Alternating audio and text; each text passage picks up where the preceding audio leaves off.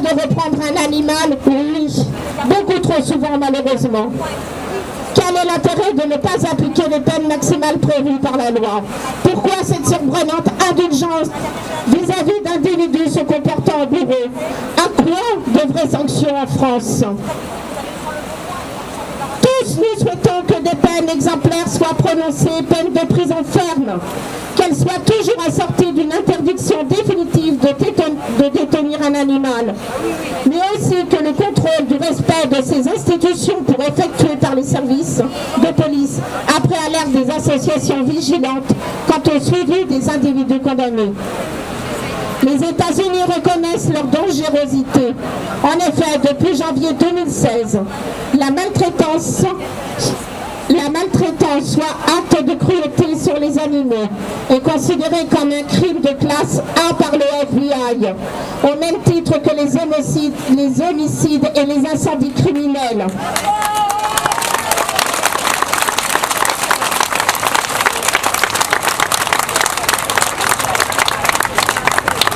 En effet, les dernières études psychologiques ont démontré le lien entre la maltraitance animale et la violence criminelle.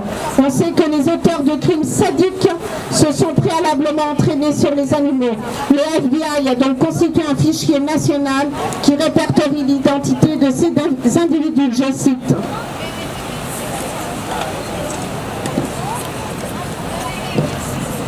Vous allez pouvoir constater que la justice française est vraiment basse à côté de celle des États-Unis.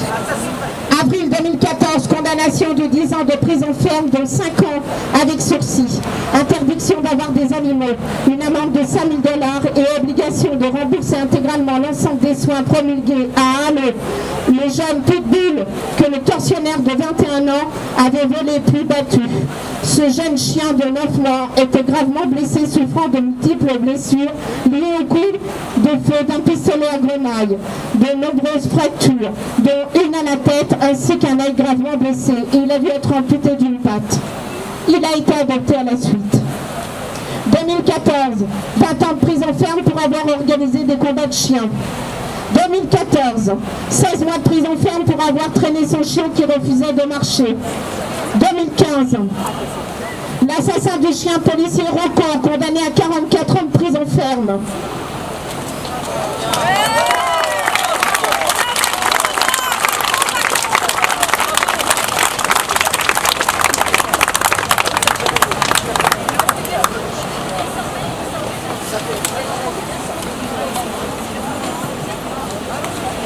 2016, 50 ans de condamnation pour avoir diffusé des vidéos exposant des actes de cruauté envers les animaux, généralement sur des chiots et chatons, en les piétinant. 50 ans. 50 ans.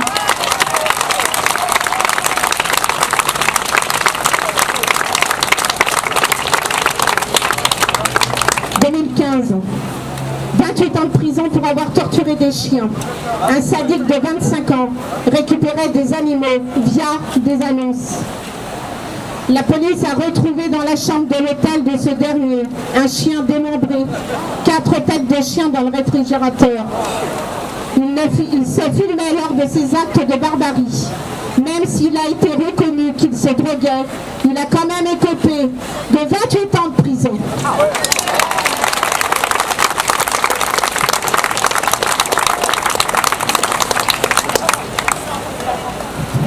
En conclusion, nous n'accepterons pas que l'animal dit domestique soit un souffre-douleur de prédilection. En ce moment même, combien d'animaux soustraits à nos regards endurent une vie de misère, reçoivent des coups. Combien de victimes nous entourent sans que nous le sachions, sans même que nous ne soupçonnions. Comment pourrions-nous mieux protéger ces êtres vulnérables face à la négligence et à la violence, voire à la folie humaine? Une réflexion globale, collective, mérite d'être conduite si toutes les associations défendant la cause animale se réunissaient autour de cette question.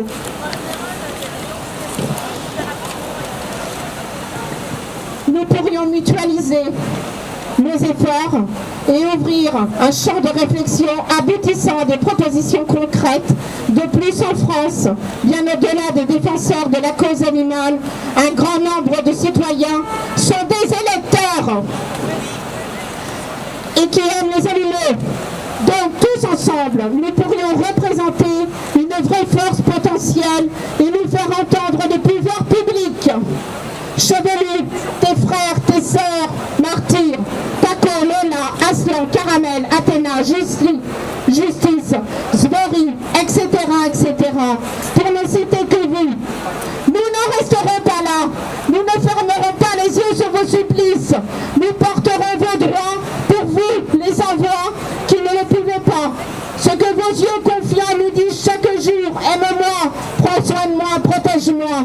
Notre devoir d'humain, au plein sens du terme, exige d'y répondre. Chevelu, ces barbares t'ont massacré, ils n'ont pas réussi à atteindre ton doux regard qui brille pour nous et qui nous renforce chaque jour dans notre combat. Ils ont déclenché notre haine, cette haine nous déterminera encore plus que jamais. Nous n'acceptons plus que l'innocent soit torturé. Nous ne tolérons plus une justice pour les animaux qui n'a pas de juste que le nom. Nous voulons dans ce pays une vraie justice pour les animaux. Justice pour les animaux.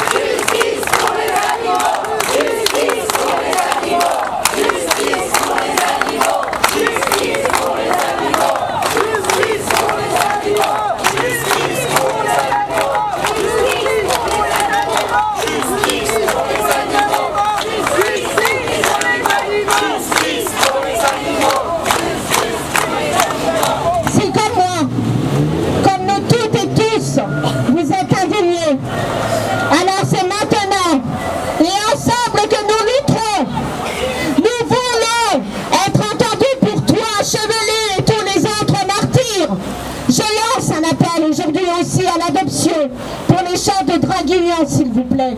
Ils sont 300 à être à la rue, 300 futurs martyrs. Il faut savoir que les jeunes sont connus de la police, ils ne seront pas arrêtés. Nous espérons